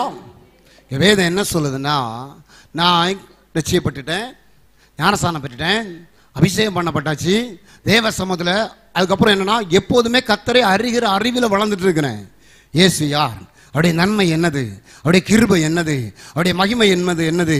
நான் கர்த்தரை ருசி பார்க்கணும், ஆண்டவரோடு நடக்கணும், கர்த்தரோடு வாழணும், கர்த்தரோடு ஜீவிக்கணும். அதில் நான் ஓடிட்டே இருக்கணும். ஆண்டவர் எப்போது வருவார், நான் அவரை எப்போது பார்ப்பேன், அவருடைய முகத்தை நான் எப்போது தரிசிப்பேன், இதில் தான் நான் ஓடிக்கொண்டிருக்கணும். கர்த்தரும் இரட்சகருமாகிய இயேசு கிறிஸ்துவை அறிகிற அறிவினாலே நான் எல்லாத்தையும் ஜெயிச்சுட்டு வர்றேன். ஆனால் இங்கே ஒரு ஜெயம் இருக்கு. மறுபடியும் நீ உலகத்தின் அசுத்தங்களுக்கு தப்பின நீ அதே அசுத்தத்தில் போய் சிக்கிக்கொண்டு அந்த அசுத்தம் உனக்குள்ளே ஜெயித்தால், இன்னைக்கு நிறைய பேருக்கு அப்படிதான் இருக்கு. எது ஜெயிக்குது? அந்த பழைய பாவம், விட்டு வந்தவைகள் விட்டுட்டு நான் வந்துட்டேன் ஆண்டவரே, எனக்கு இதெல்லாம் வேணாம் ஆண்டவரே, உலகம் வேண்டாம், உலகத்தின் கிரியைகள் வேண்டாம், பாவம் வேண்டாம். உலகத்தினுடைய கிரியைகள் என்ன? மாம்சத்தின் பெருமை, ஜீவனத்தின் பெருமை, மாம்சத்தின் இச்சை, ஜீவனத்தின் பெருமை, கண்களின் இச்சை, இதான் உலகம். அது 1 யோவான்ல சொல்லப்பட்டிருக்கு. அங்க சொல்லப்பட்டிருக்குது இந்த 3 விஷயங்கள். இதையெல்லாம் நான் வெறுத்துட்டு வந்துட்டு ஆண்டவரே, இனி எனக்கு கண்களின் இச்சை கிடையாது ஆண்டவரே, உலகத்தினுடைய சிற்றின்பங்கள் எனக்கு கிடையாது, எனக்கு ஜீவனத்தின் பெருமை கிடையாது. ஆனா எல்லாத்தையும் விட்டுட்டு வந்துட்டு மறுபடியும் நீ அதிலே போய் விழுந்து சிக்கிட்டோம்னா அது மறுபடியும் ஜெயிக்கும். அதிலே நீ ஜெயிக்கப்பட்டால் இந்த பின்னிலைமையை காட்டிலும் உன் முன்னிலைமை மகா கேடுள்ளதாக இருக்கும் என்று வேதம் சொல்லுகிறது. அல்லேலூயா. எத்தனை பேர் நம்ம கெடுத்துட்டு இருக்கிறோம்? நம்ம வாழ்க்கை எதை நோக்கி போய்கொண்டே இருக்கிறது? கிறிஸ்துவோடு கூட நடக்கிற அனுபவம் இருக்கா? வழியில நீ அழியக்கூடாது என்று சொல்லி கர்த்தர் இந்த கால வேளையிலே நம்மளோடு கூட பேசிக்கொண்டே இருக்கிறான். நீ அவருடைய பாதத்தை முத்தம் செய்யும்படியாய் கர்த்தர் நம்மளோடு கூட இடைப்பட்டு கொண்டே இருக்கிறான். இவளுக்குள்ள இருந்தது கீழ்ப்படியாமை, அடுத்து அவள்கிட்ட இருந்தது மீறுதல், அதுக்கப்புறம் அவள்கிட்ட இருந்தது அவிசுவாசம் இருந்துச்சு. ஒருவேளை இவர் சொன்னது உண்மையா இருக்குமா? அப்படி உண்மையா இருக்குமோ, யாருக்கும் பார்ப்போம் அப்படின்னு தெரிஞ்சா அவ்வளோதான், நின்றுட்டு அதோட. ஆமீன். இது நடக்குமா நடக்காதா அப்படிங்கிற விசுவாசம் நமக்கு இருக்கக்கூடாது. நடக்கும். ஏன்னா அவர் சொல்ல ஆகும், அவர் கட்டளையிட நிற்கும். உன் விசுவாசம் உன்னை ரட்சித்தது தான் இயேசு சொன்னார். ஒவ்வொருத்தருக்கும் விடுதலை கொடுக்கும்போது என்ன சொன்னா தெரியுமா? உன் விசுவாசம் உன்னை ரட்சித்தது. 12 வருஷம் ஆனா பைசா இருக்கும் வரைக்கும் இயேசுகிட்ட வரணும்னு அவளுக்கு என்ன வரும்? ஆனால் இயேசுவை பற்றி தெரிந்திருக்கிறாள். இயேசு யாருன்னு அவளுக்கு தெரிஞ்சிருக்கு. அதனால தான் கூட்டத்தின் ஓரத்தில், அந்த கூட்டத்தின் இடையில போய் ஓரத்தை தொட்டா போதும் அப்படின்னு நினைச்சிருக்கா இல்லையா? ஆமேன். ஓரத்தை தொட்டா போதும்னு நினைச்சிருக்க ஒரு எண்ணம் இருக்குன்னா இயேசுவை பற்றி தெரிஞ்சிருக்கு. ஆனால் பணம் கரையிற வரைக்கும் இயேசு இடத்துல வரல. எல்லா மருத்துவமனை எங்கெல்லாம் விசேஷித்த டாக்டர்ஸ் இருக்காங்களோ எல்லா டாக்டரையும் போய் பார்த்தா பணம் கரைஞ்சிருச்சு, பணம் தீந்துருச்சு. இனி பார்த்தா வேற வழி இல்லை. நான் என்ன செய்யறேன்? நான் கூட்டத்தின் ஓரத்தில் போய், கூட்டத்தின் இடையில போய் வஸ்திரத்தின் ஓரத்தை தொட்டா போதும். ஆமேன். வஸ்திரத்தின் ஓரத்தை தொட்டா போதும். அவளுக்கு தெரியுது வஸ்திரத்தின் ஓரம் எனக்கு போதும். இன்னைக்கு நம்மளை பார்த்தாண்டு சொல்றாரு, அவருடைய வஸ்திரத்தின் ஓரம் எனக்கு போதும். திரளான கூட்டத்தில் அநேக பேர் அவரை முட்டி மோதினார்கள், அநேக பேர் அவரை உரசி கொண்டு போனாங்க. ஆனா யாருக்கு எந்த நன்மையும் நடக்கல. ஆமீன். இன்னைக்கு அப்படிதான் இருக்கு. நம்ம திரளான ஜனங்கள் அநேக இடத்துல ஓடி முட்டி மோதுறாங்க, ஆனா வரும்போது போன வண்ணமாய் திரும்புகிறாங்க. ஆமீன். நான் அப்படி போய் போன வண்ணமாய் திரும்பும்படியாய் தேவ சமூகம் அல்ல. என்னிடத்தில் வருகிறவனை வெறுமையா கர்த்தர் அனுப்ப மாட்டேன்னு சொல்றாரே. உங்க தேவ சமூகத்தில் நம்ம வெறுமையா போகும்படியாய் கர்த்தர் உங்களை என்னை கொண்டு வந்தார்.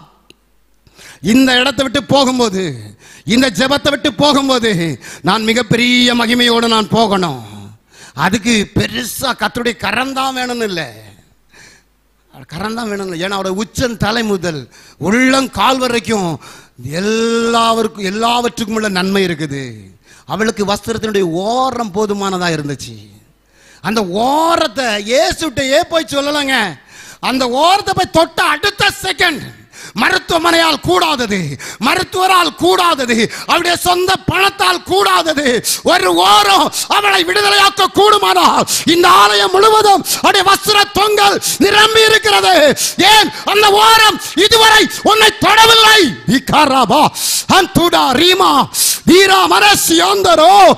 ஏன் அந்த வல்லமை உனக்குள் இறங்கி வரவில்லை? ஏன் அந்த விசுவாசம் இல்லை? வேதம் சொல்லுது, உன் விசுவாசம் உன்னை ரட்சிக்கட்டுமே. அந்த விசுவாசம் எங்கே? அந்த விசுவாசம் எங்கே? ஏன் அந்த விசுவாசம் இல்ல? அல்லேலூயா. அவள்கிட்ட விசுவாசம் இல்லை, அவிசுவாசம். திரும்பி பார்த்தா அடுத்து அவளுக்கிட்ட சிற்றின்ப மோகம் இருந்துட்டே இருந்துச்சு. ஐயோ இதெல்லாம் விட்டுட்டு போகணுமே. அங்கே நான் அங்கே நிறைய பிரிட்ஜ் வச்சுருந்தேன், ஃப்ரிட்ஜு, வாஷிங் மிஷின், என்னென்னமோ வச்சுருந்தேன். ஐயோ இதெல்லாம் விட்டுட்டு அந்த மலையில் அங்கே என்ன இருக்க போகுது, அந்த இடத்துல என்ன இருக்க போகுது, உடனே இருந்து நீ சம்பாதிக்கணுமே அப்படின்னு நினச்சிருப்பான்னு நினைக்கிறேன். அந்த ஆசை, அந்த இச்சை அவளை விடலை. திரும்பி பார்த்தா டோட்டலாக முடிச்சு. அல்லேலூயா. கடைசியாக ஒரே ஒரு காரியத்தை நான் உங்களுக்கு சொல்லிவிட்டு நான் முடிக்க நான் வாஞ்சிக்கிறேன். வாசிக்கலாம். லூக்கா எழுதின சுவிசேஷம் 10வது அதிகாரம் 30, 31, 32, 33 வசனங்கள். இயேசு பிரதித்திரமாக, ஒரு மனுஷன் எருசலேமிலிருந்து எரிகோவுக்கு போகையில் கள்ளர் கையில் அகப்பட்டான்.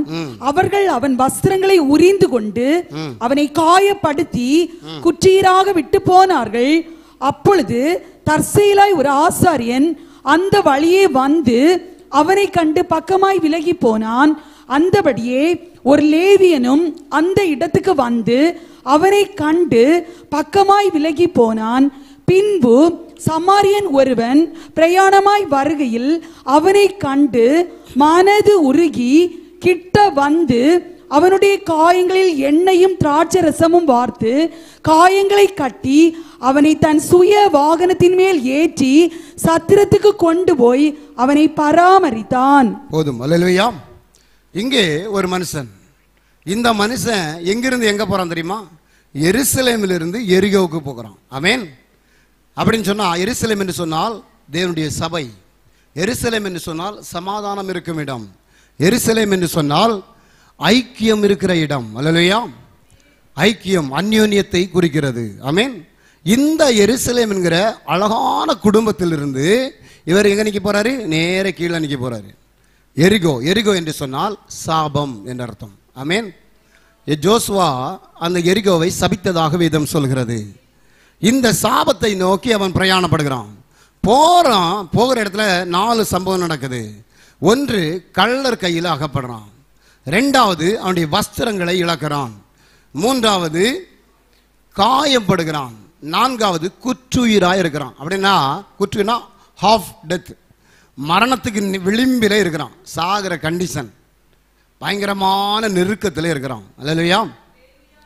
இன்னைக்கு நிறைய பேர் மார்க்கம் தப்பி அலைகிறோம். நீங்க யூதா 13 வாசிங்கன்னு சொன்னா அநேக பேர் மார்க்கம் தப்பி அலைகிறான். அநேக பேர் ஜீவிதம் அப்படிதான் இருக்கு. இந்த தேவ சமூகத்தை விட்டுட்டு நிறைய பேர் சாபத்தை விரும்புகிற அநேக கூட்டம் இருக்கிறது. அநேக மனுஷனுக்கு பலவிதமான காயங்கள் உண்டு. அல்லேலூயா.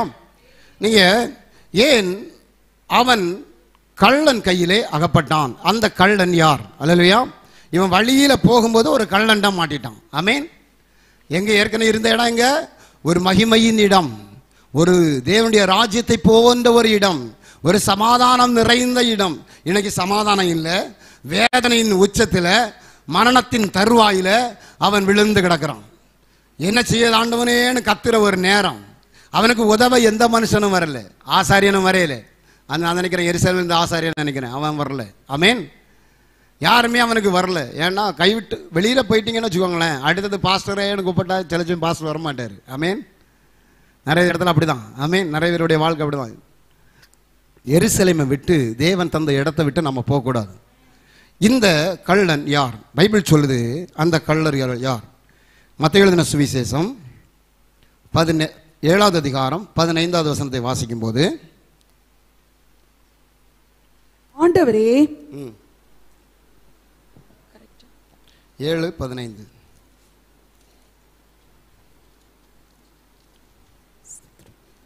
கள்ள தீர்க்கதரிசிகளுக்கு எச்சரிக்கையாயிருங்கள்.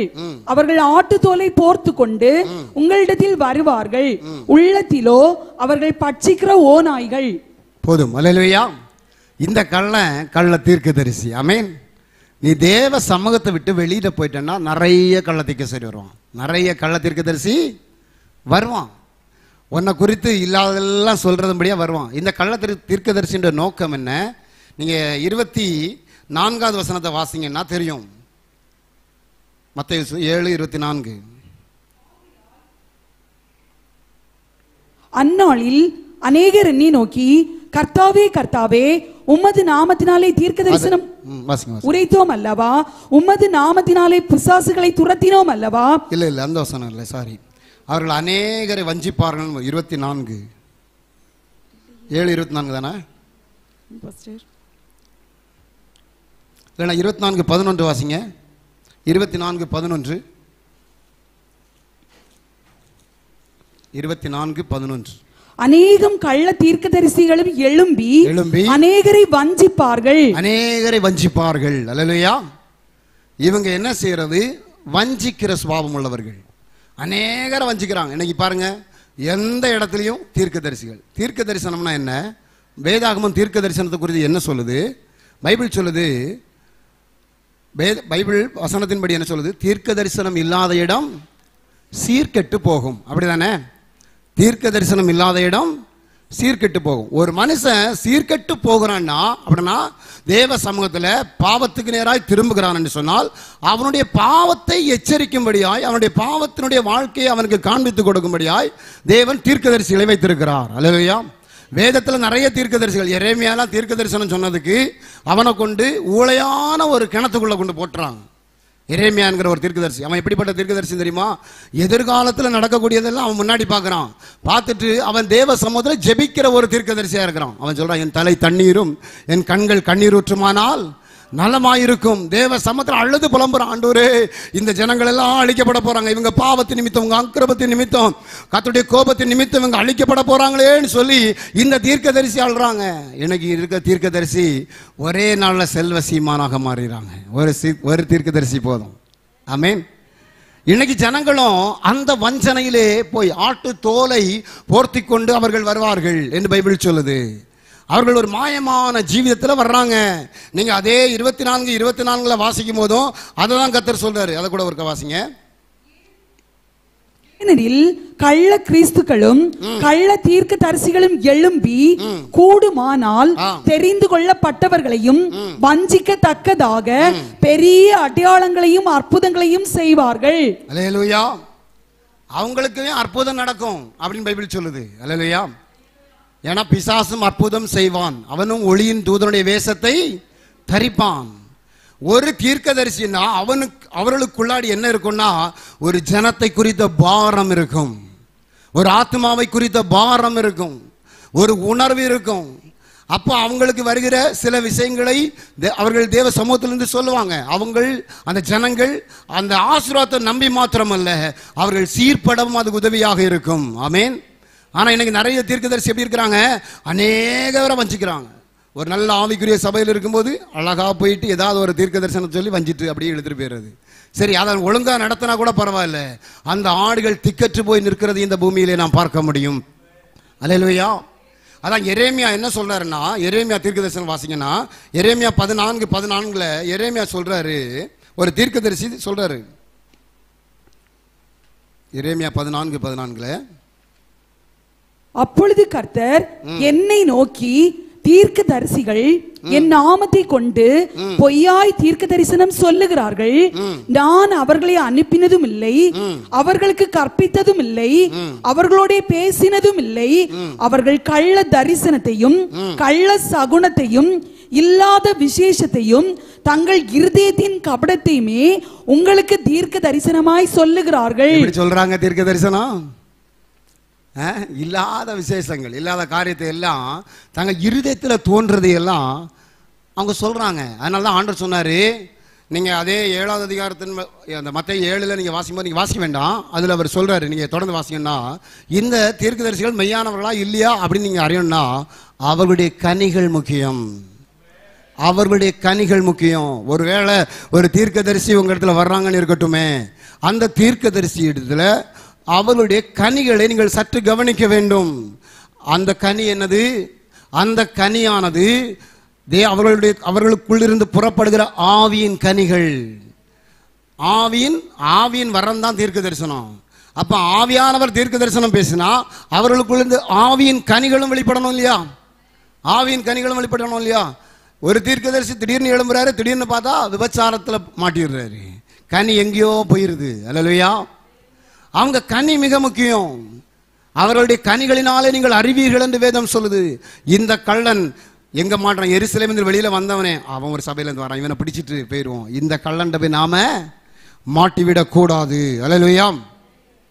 ஏன்னா இந்த தீர்க்கதரிசிக்கு நம்ம செவி கொடுத்தானாலும் நாம அழிஞ்சிருவோம் பைபிள் சொல்லுது. எரேமியா 20:6 நீங்க வாசிங்கன்னு சொன்னா, எரேமியா 20:6 நீங்கள் வாசித்தால், அஸ்கூரே, நீயும் உன் வீட்டில் வாசமாயிருக்கிற யாவரும் சிறைப்பட்டு போவீர்கள். நீயும் உன் கள்ள தீர்க்க தரிசனத்துக்கு செவி கொடுத்த உன் சிநேகிதர் யாவரும் பாபிலோனுக்கு போய் அங்கே மரித்து அங்கே அடக்கம் பண்ணப்படுவீர்கள் என்று சொல்லுகிறார் என்றான். இனி இந்த விஷயத்தை நீங்க அறியும் போது என்ன தெரியுது? தீர்க்க தரிசனம் யாரும் ஓடிடாதீங்க. வேதாகம் புஸ்தகம் முழுவதுமே நமக்கு தீர்க்க தரிசனம் தான். ஆமென். பைபிள் முழுவதும் நமக்கு தீர்க்க தரிசனம் தான். இல்லைன்னா தீர்க்க தரிசனத்தை நம்பி ஓடுனா வழியில குற்றுயிரா கடக்க வேண்டிய சூழ்நிலை வரும். மேன்மையான ஆசீர்வாதம் நம்முடைய வாழ்க்கையில பெற்றுக்கொள்ள முடியாது. இந்த மனுஷன் பைபிள் அழகா சொல்லுது, தீர்க்க தரிசனத்துக்கு செவி கொடுத்தவர்களும் மாட்டிடுவாங்கன்னு தான் ஆண்டவர் சொல்றாரு. அல்லேலூயா. இந்த தீர்க்க தரிசனத்துல நம்ம மாட்டாதபடிக்கு கர்த்தர் நம்மை பாதுகாப்பாராக. அல்லேலூயா. அடுத்து இந்த கள்ளன் யார் அப்படி நீங்க வாசிங்கன்னு சொன்னா, பைபிள் சொல்லுது 2 பேதுரு 2:1 நீங்கள் வாசித்தால், இந்த கள்ளன் யார்? கள்ள தீர்க்க தரிசிகளும் ஜனங்களுக்குள்ளே இருந்தார்கள், அப்படியே உங்களுக்குள்ளும் கள்ள போதகர்கள் இருப்பார்கள். அவர்கள் கேட்டுக்கு ஏதுவான வேத புரட்டுகளை தந்திரமாய் நுழைய பண்ணி தங்களை கிரயத்துக்கு கொண்ட ஆண்டவரை மறுதலித்து தங்களுக்கு தீவிரமான அழிவை வருவித்துக் கொள்ளுவார்கள். அல்லேலூயா. அடுத்து கள்ள போதகர்கள். கள்ள போதகர்கள். இன்னைக்கு நிறைய கள்ள போதகர்கள். எங்க பார்த்தாலும் பிரசங்கம் வித்தியாசமா இருக்கும். ஆனா ஆண்டவருடைய பிரசங்கம் எப்படி இருந்துச்சு தெரியுமா? கர்த்தருடைய பிரசங்கம், அவருடைய பிரசங்கத்துல எல்லாம் அடங்கி இருந்துச்சு. ஆசீர்வாதமும் அடங்கி இருந்துச்சு, பாவமும் அடங்கி இருந்துச்சு, பரலோகமும் அடங்கி இருந்துச்சு. இன்னைக்கு நிறைய பேருக்கு எப்படின்னா, தேவன் ஆசீர்வாதத்தை சொன்னா ரொம்ப பிடிக்குது, ஆனா பரலோகத்தை குறித்து, பரலோகத்துக்கு போகிறது குறித்து சொன்னா யாருக்கும் பிடிக்கல. இயேசு கிறிஸ்து தொடக்க நாள் 3.5 வருஷ ஊழியத்தில் தொடக்க நாட்கள் எல்லாம் ஓமையோடு, அப்படின்னா குழந்தைகளுக்கு பாடம் நடத்துறது போல சிறு கதைகள், சண்டே ஸ்கூல் பிள்ளைகளுக்கு எப்படி சொல்லுவோம், சின்ன கதைகள் எல்லாம் சொல்லி கொடுத்துட்டு அழகா அவங்களுக்கு உபதேசம் பண்ணிட்டே வந்தார். ஓமைகளோடு உபதேசம் பண்ணி அதெல்லாம் நல்லா ஜாலியாக கேட்டாங்க. நீங்கள் யோவான் 6வது அதிகாரத்தில் வாசிங்கன்னா, வாசிக்க வேண்டாம், 6:60 எல்லாம் நீங்கள் வாசிங்கன்னு சொன்னால், 60, 66 வசனத்தில் அவர் உபதேசம் பண்ண தொடங்கினார். உபதேசம் பண்ண தொடங்கினோடனே, ஐயோ இந்த பிரசங்கல என்னால ஐயோ கேட்க முடியாது, நீர் இவ்வளோ நாள் எப்படி பேசினீரோ அதே மாதிரி பேசும். எப்படி நீர் எனக்கு நாகமான மாதிரி, நாகமானுடைய எண்ணம் எப்படி இருந்தா மனசுல எண்ணம், அந்த தீர்க்க தரிசிட்ட போனா அவன் என்னை அழகாக தடவி அழகாக தொட்டு அழகா எண்ணெய் பூசி என்னை குணமாக்குவான் அப்படின்னு நினைச்சு. இன்னைக்கு நிறைய பேர் அப்படிதான். இங்க வந்தா இந்த பரிசுத்த ஆவியானவர் உன் பாவத்தை குறித்து கண்டித்து உணர்த்தி கொண்டே தான் இருப்பாரு. இங்க வந்தா அவர் உள்ளும் புறம்பும் அவருடைய பட்டையும் ஈட்டிய போல பாஞ்சிட்டு தான் இருக்கும்.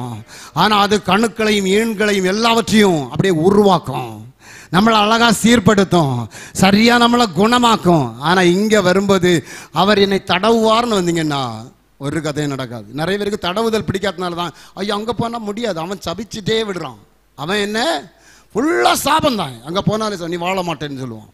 அப்படிதான் நம்ம இல்லை, நீங்க வாழணும், வாழ்வதற்கான வழிகள் வேத புஸ்தகம். அல்லேலூயா. இங்க கள்ள போதகர்கள் என்ன, அதான் நிறைய பேர் நினைச்சு பைபிள் சொல்லுது, தீமோத்தேயுல 2 தீமோத்தேயு 4வது அதிகாரத்துல அங்க ஒரு கூட்டம் சொல்லுது, அவங்க எப்படி இருக்காங்கன்னா செவித்துணை உள்ளவர்களாகி அவங்களுக்கு ஏற்ற போதர்களை திரளாய் சேர்த்துக் கொள்றாங்களாம். திரளாய் சேர்த்துக்கொண்டு அவங்க பின்னாடி. இன்னைக்கு நிறைய பேர் அப்படிதான். இங்க சத்தியம் அப்படி கொஞ்சம் கடுமையா வந்துச்சுன்னா இங்க வேண்டாம், நமக்கு பிடிச்சது மாதிரி ஒரு போதகரை நம்ம தேடி போவோம், நம்ம தேடி அங்க போயிடலாம். அப்படி நிறைய ஒரு கூட்டம் போகுது. ஆனா பைபிள் சொல்லுது, கடைசி வரைக்கும் நிலை நிற்பவனே ரட்சிக்கப்படுவான். எந்த சூழ்நிலையிலும் சகிக்கணும். இயேசு கிறிஸ்து அழகா சொல்லி கொடுக்கும் போது எல்லாருக்கும் பிடிச்சிச்சு. நாகமான அப்படிதான்.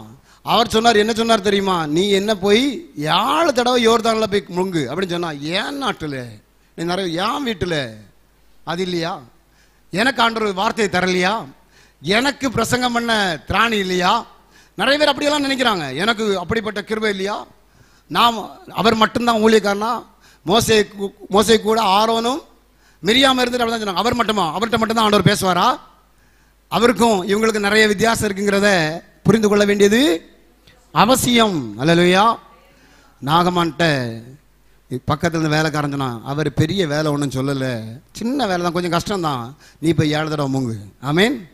அதுக்கப்புறம் 7 தடவை முங்கிட்டு வந்தா இவர் பார்க்குறாரு, ஐயோ ஒரு குழந்தையின் சரீரம், ஒரு பச்சை தண்ணீர் அவன் சரீரத்தை குழந்தையின் சரீரமாய் மாறினது. ஒரு மிகப்பெரிய கொடிய நோய், பிறவியிலே உருவான நோய், அவனுடைய வயசு முதிர்ந்த வயசுல அவன் விடுதலையோடு நிற்க வைத்தது. அல்லேலூயா. இன்னைக்கு நம்முடைய வாழ்க்கையில் அப்படிதாங்க, சில சத்தியங்கள் நமக்கு பிடிக்காது, ஆனா அந்த சத்தியம் உன்னை அழிவிலிருந்து தப்ப வைக்கும். இந்த வார்த்தையை நீ முத்தம் செய்ய வேண்டியது அவசியம். இந்த வார்த்தையை முத்தம் செய்ய வேண்டும். இந்த வசனம் அதுதான் சொல்லுது. இந்த மனுஷன் என்ன செய்யறான், சத்தியத்தை கேட்க அவனுக்கு விருப்பம் இல்லாதனால தான் வெளியே போயிருப்பான்னு நினைக்கிறேன். அதெல்லாம் அழகான ஒரு சத்தியம் கிடைச்சா அந்த கள்ளன் கையில் போய் மாட்டுறது. இன்னைக்கு நிறைய பேர் அந்த கள்ளன் கையில் மாட்டுறோம். கள்ள போதகர்கள் இன்னைக்கு திரளாக இருக்கிறாங்க. எங்க ஆசீர்வாதத்தை மட்டும் பேசுறாங்களோ அங்க நீங்க கவனமா இருக்கணும். ஆமேன். எங்க நம்முடைய பாவத்தை குறித்து பேசுறாங்களோ அங்க நம்ம உறுதியா இருக்கணும். ஆமேன். பைபிள் சொல்லு, ஏன்னா பரிசுத்த ஆவியானவர் பாவத்தை குறித்தும் நீதியை குறித்தும் கண்டித்து அங்கதான் பரிசுத்த ஆவி இருக்கிறார். அதுதான் பரிசுத்த ஆவியானவர். பரிசுத்த ஆவி எங்க உண்டோ அங்க விடுதலையும் உண்டு. அப்ப நமக்கு சத்தியம் எப்படி வரணும், பாவத்தை குறித்து, ஏன் பாவத்தை குறித்து சொல்லணும், எனக்கிட்ட மறைந்திருக்கிற அசுத்தத்தை குறித்து சொல்லணும், ஏன் அந்தரங்க வாழ்க்கையை குறித்து சத்தியம் என்னை தேடி வரணும். நாம வீட்டில இருந்து வரும்போதே அப்படிப்பட்ட ஆயத்தத்தோடு வரணும். ஆண்டவர் எனக்கு இன்னைக்கு ஒரு சீர்திருத்தத்தை எனக்கு தரணும், அப்படிப்பட்ட வார்த்தை எனக்கு தரணும் அப்படின்னு கேட்டுட்டு வரணும். நான் ஆயத்தமாகி அவருக்கு முன்பதாக வருவேன் பைபிள் சொல்லுது. எத்தனை பேர் அப்படி வர்றீங்க? இன்னைக்கு போன ஆண்டவரே இதுவரை இந்த கஷ்டத்தை மாத்துற ஒரு நல்ல வார்த்தையை கத்த தந்தா நல்லா இருக்கும் அப்படின்னா அதுவும் நல்லதுதான். அல்லேலூயா. அதுவும் வரணும். எல்லாமே கத்த நமக்கு தர வேண்டும். அல்லேலூயா.